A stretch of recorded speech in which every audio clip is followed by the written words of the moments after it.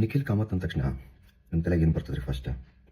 ಝೀರೋದಾಗ ಬರ್ತದೋ, ಇಲ್ಲ ಅವ್ರ interview with Elon Musk, or what the F podcast with Nikhil Kamath, ಇಲ್ಲ ಅಂದ್ರೆ ಅವ್ರ ವೆಲ್ತ್ ಆಫ್ $6 ಬಿಲಿಯನ್ ಯಾವ ತಲೆಗೆ ಬರ್ತದೆ ನಿಮಗೆ? ಸೊ ಇನ್ನೊಂದು ವಿಷಯ ನಿಮಗೆ ಅವ್ರ ಬಗ್ಗೆ ಗೊತ್ತಿರಲಿಕ್ಕಿಲ್ಲ. ಅದೇನಂತಂದ್ರೆ is a school drop out.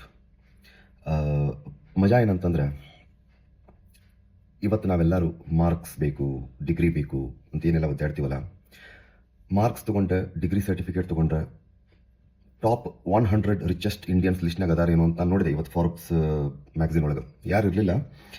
ನೀವು ಅನ್ಬೋದು, ಅಲ್ರಿ ಮತ್ತು ಡಿಗ್ರಿ ಇಲ್ಲಂದ್ರೆ ಜಾಬ್ ಹೆಂಗೆ ಮಾಡೋದು ಅಂತೇಳಿ. ಝೋಹೋನ್ ಕಂಪ್ನಿ ಅದು ಕೇಳಿರ್ಬೋದು, ಶ್ರೀಧರ್ ವೆಂಬು ಅವ್ರದ್ದು. ಅಲ್ಲಿ ಭಾಳ ಜನ ವಿತೌಟ್ ಪ್ರಾಪರ್ ಡಿಗ್ರಿ ಅಲ್ಲಿ IT ಒಳಗೆ ವರ್ಕ್ ಮಾಡ್ಲಿಕ್ಕಿದ್ದಾರೆ. ಸೊ ಒಂದು ಗಾದಿ ಮಾತದಲ್ಲ, ಮಾತು ಬಲ್ಲವಂಗ ಜಗಳಿಲ್ಲ, ಊಟ ಬಲ್ಲವಂಗ ರೋಗಿಲ್ಲ ಅಂತೇಳಿ.